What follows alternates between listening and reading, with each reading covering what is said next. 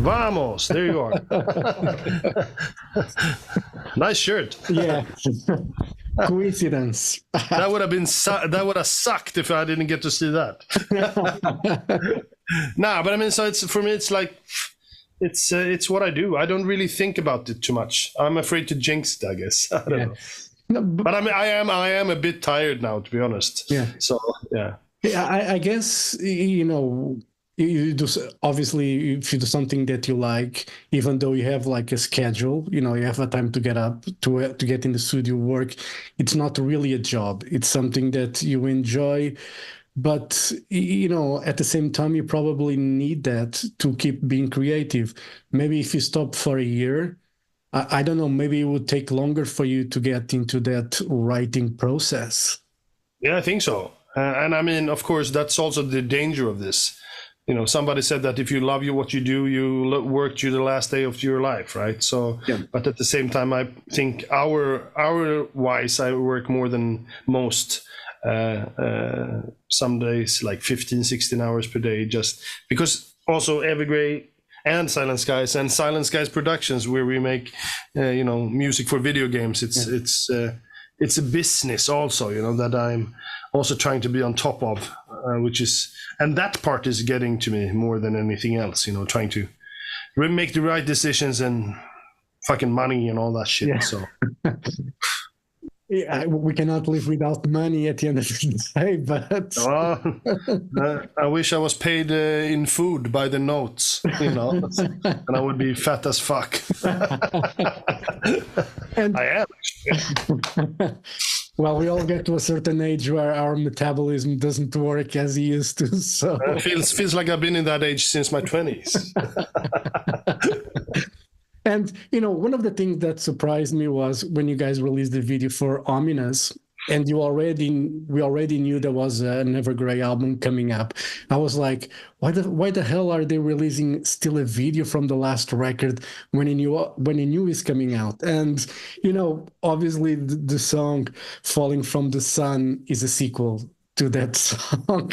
So it all made sense. So I was like, okay, so now I understand it. But what is the connection for a start between EMptiness and Falling from the Sun? I can't tell you because we're having a contest with the fans figuring this out. Okay. Very I think that starts today or something. But I mean, it's like it's a nice way for us to sort of bring people back in. I mean, now we released 3 albums in 3 years or whatever it is, so it's not like people have been gone for a long while. But but for us, we love the interaction and the sort of participation of the fans, and that's why we do all these gang vocals and giving people the chance to hang with us and record with us. And it's also the new way of doing music today. You have to do other stuff than just release music in order to sort of get by and cut out your small piece of the world. And this is how we do it, so for us it's just a way to sort of wake up the people again and say, hey, here we are, pay attention, because there's a lot of shit coming your way this first 6 months of this year. So yeah. And when did you guys start working on the ideas for this theories of EMptiness? I think 13 months ago, actually, we started, and it all started with us like usual. We just sit down and write, and then, but right before this album, Johan, the bass player, said that, so you guys have any material? And I said, well, I have like 2-3 riffs maybe. And Jonah said, yeah, maybe I have 5 to 10 things that I want to, play for you guys. And then Johan said, because I have stuff. He said, and we were like, what? Because he traded one of his basses for a computer and a music program, like 18 months or two years ago, and he presented 55 ideas. So here you go. And then he gave it to like the band, and me and Jonas, we went to make Evergrey songs out of his basic ideas, which was for some parts full songs, like Ghost of a Hero was like, we didn't do anything with that outside than putting some orchestra on it, and of course me writing the vocals and lyrics.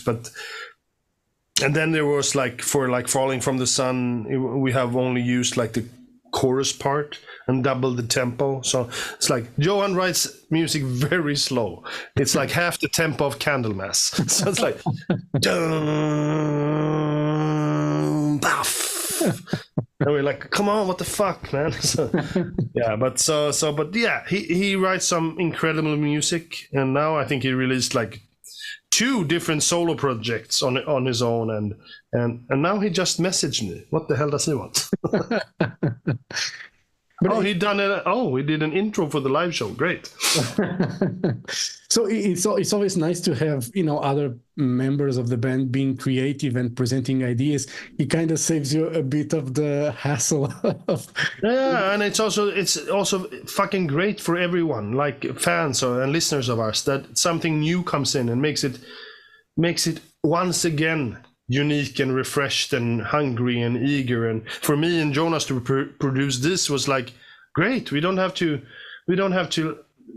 pull things out of our own hearts and souls for 100%. We did like 30% of the music maybe, and then of course we wrote stuff in between his stuff in the songs, but it doesn't matter for us. We don't have any prestige. We all share the money for all the songs, so it's like which is a freedom in that sense, that we can, everybody feels free enough to write whatever, you know. So yeah.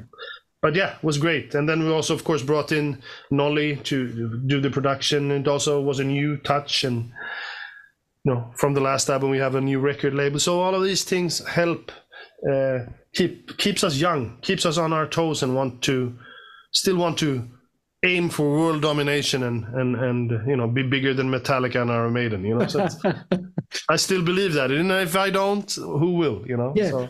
But you know, sometimes you need to have that ambition. But obviously, you know, it's obviously it's not gonna happen.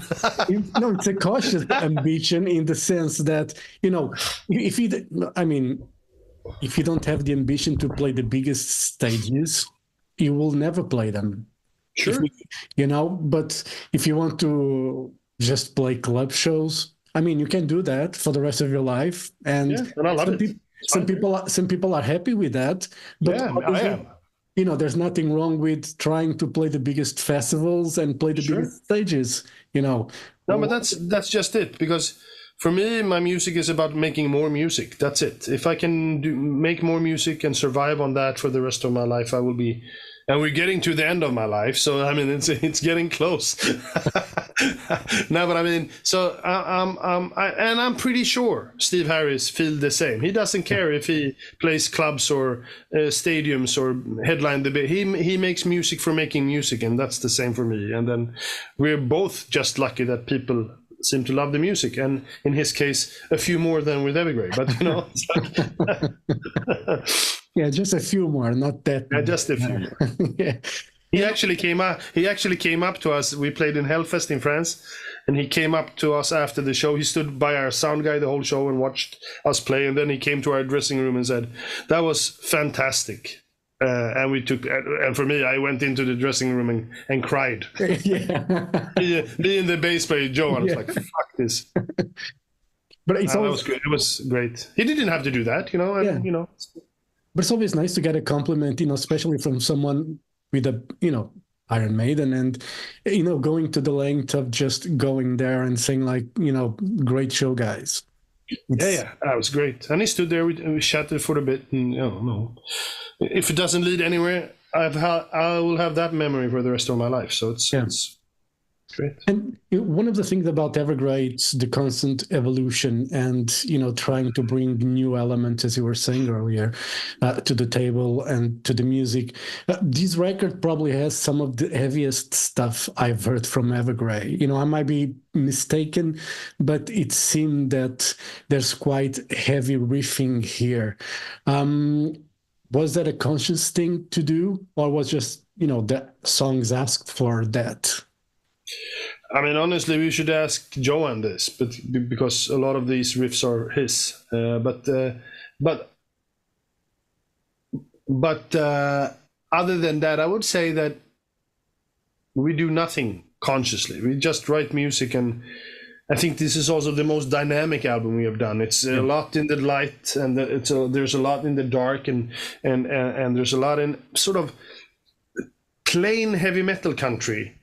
but with the Evergrey touch. And some parts are like sounding almost AOR, but with the Evergrey touch. So it's like these things develop during the songwriting process, and it's not something that we plan for or aim for. We are just very lucky to be in a band like Evergrey, where all of this is allowed, you know? Yeah.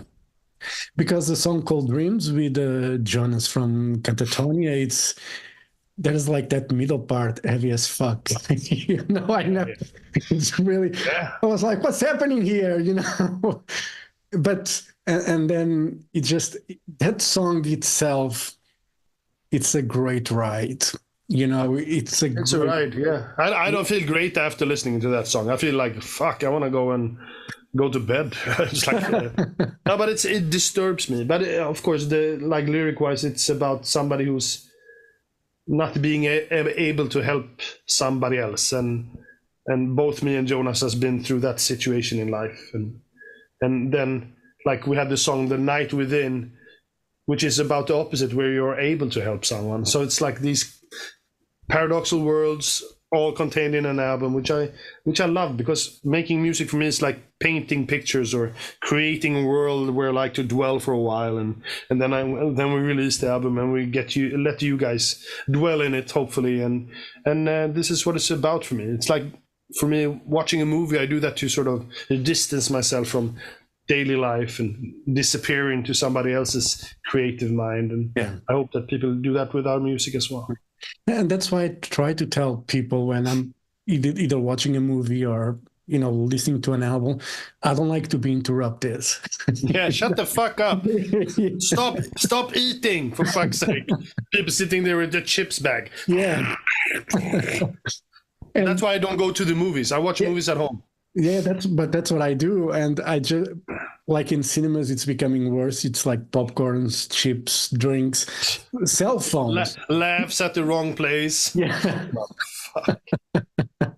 I hate it. Yeah, and for me, you know, music, it's a bit like that. You know, I want to invest my time from start to finish to be able to enjoy. Someone talks to me, interrupts me, I just get really grumpy. Normally, I'm grumpy by nature anyway. No, but it's like somebody takes me and pulls me out of wherever I've been and drops me into the normal world again, where I don't want to be at that time. So it's like, no, I fucking hate it.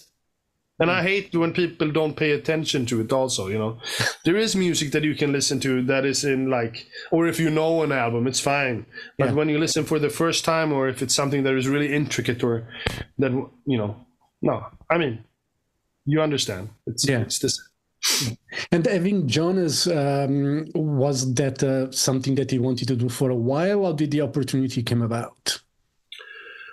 I mean, Evergrey has always had guests on our albums. We think that's a spice that we do. We do it for ourselves, basically. But then, of course, there's no point in hiding the fact that also draws attention to a product, right? But at the same time, we do it because we were fans of the bands or the vocalists that we are working with, first and foremost. I've been a Catatonia fan since before The Great Cold Distance, but at that time, it hit it big for me. And we've never met, me and Jonas, basically. And last year we did this Arion shows together in Holland. And we found out during 1,000 liters of red wine that we had a lot in common. Not only the wine, but no, but we have... Like this story for Cold Dreams, for instance, we have we have those stories to share, and also being in the world, being in bands that are not the biggest bands in the world, but that are doing okay, you know. So it's we have a lot of things in common, a lot of things to talk to each other about, and we became friends, I would say. And he was just here last week recording some video clips for this song, and we were so drunk we went to bed at 9 o'clock at night. But we started early. We started too early. I'm not condoning drinking, but I'm saying like we had a good time and it went too far. You know, I don't drink. I stopped drinking like years ago because I was just one of those people that I only knew when to stop when it was too late. Oh, well, I know when to stop, but this time we had such a good time, we just kept on doing it. Yeah. I was fine. It was a lovely time. And he's a great guy. We have a blast together. So Yeah. So it only made sense for me to, after that week, ask him if he wanted to be on that album, and then I wrote the ideas for the song and based them on some intro that Johan had written, and then that sort of took off by its own. Yeah.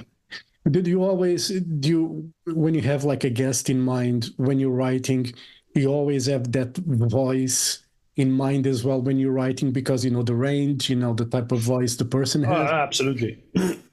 Yeah, absolutely. Same with like James Labrie for one of the albums back. I know his voice at like the back of my hand, and yeah, of course we want to make as much as we want them to sound new and fresh within our music, we also want them to sound like they do, of course, because that's why we want them there in the first place. And I think when Jonas sent me this back, and I thought, what the fuck is this? He didn't even sing yet, because he sounded so much like me.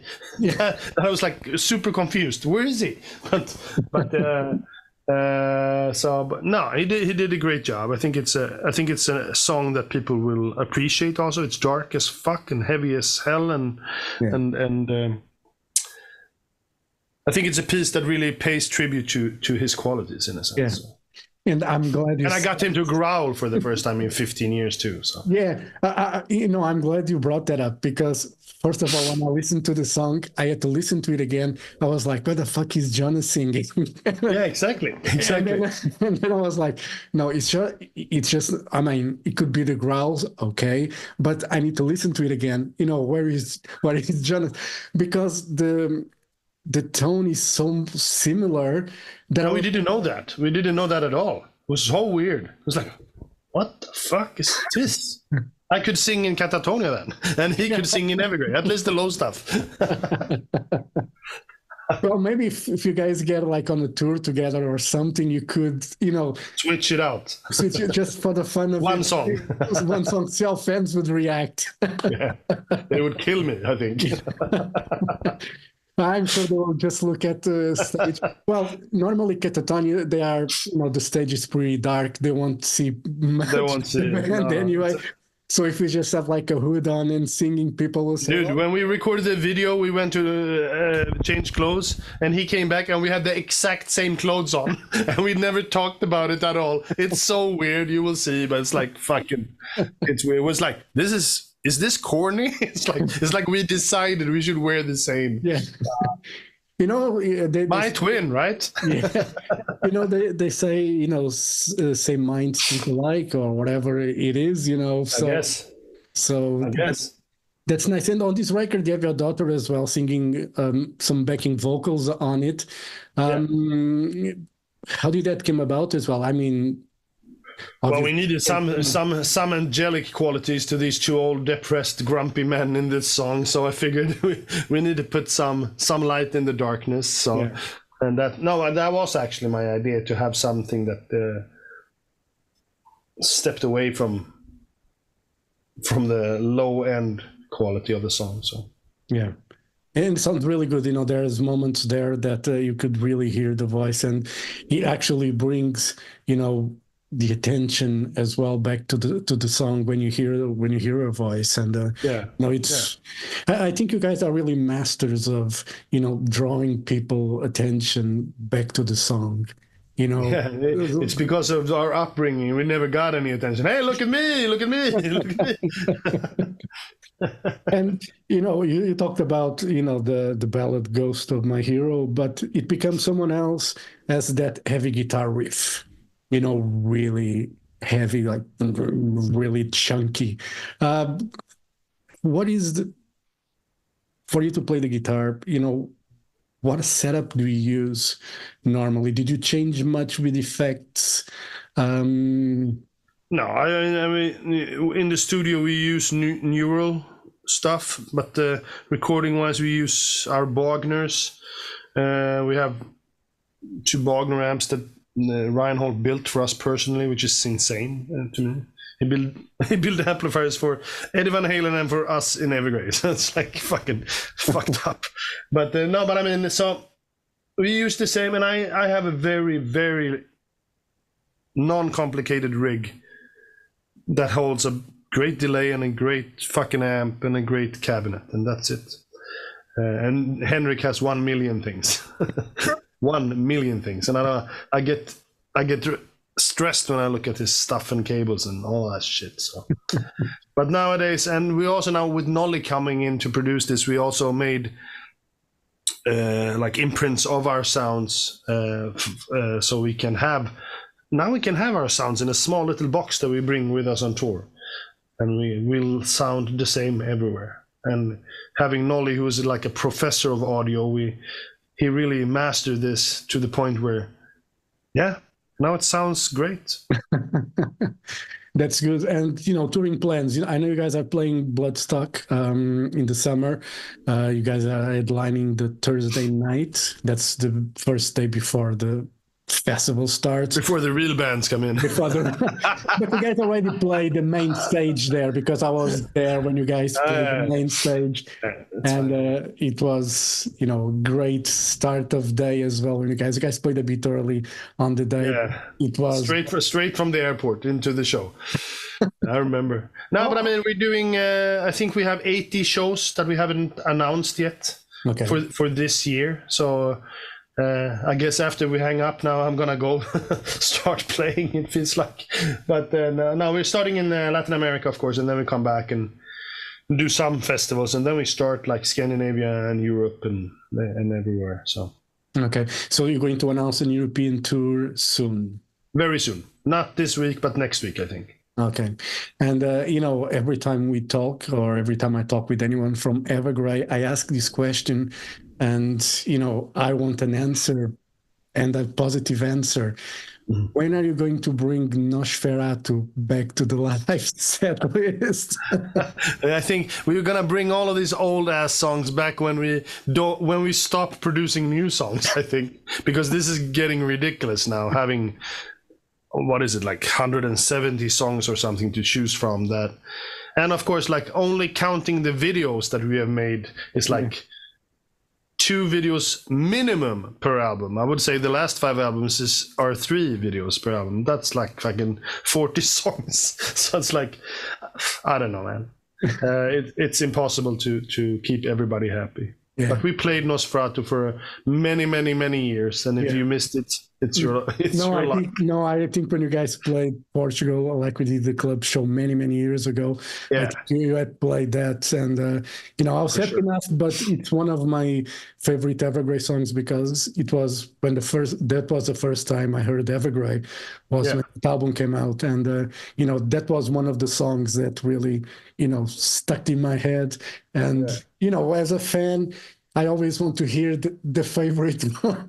Of course, yeah, man, I get it. And it was one of my favorite songs. It was one of those songs where when I wrote that chorus, I remember I felt, fuck, I think I can do this. So, you're going to be busy until the end of the year. Next year, what are the plans? More touring? I don't want to know. I don't want to think about next year. There's going to be so many shows now. It's like I'm going to die I think we come home like the day before Christmas, to be honest. So it's like it's going to be heavy.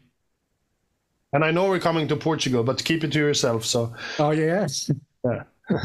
Well, I'm going to be delighted. So I need to look at that date and when it happens. So because I travel a lot to Ireland, and last time I saw you guys at Woodstock. Then before that, it was in Ireland when you guys tour with Delane.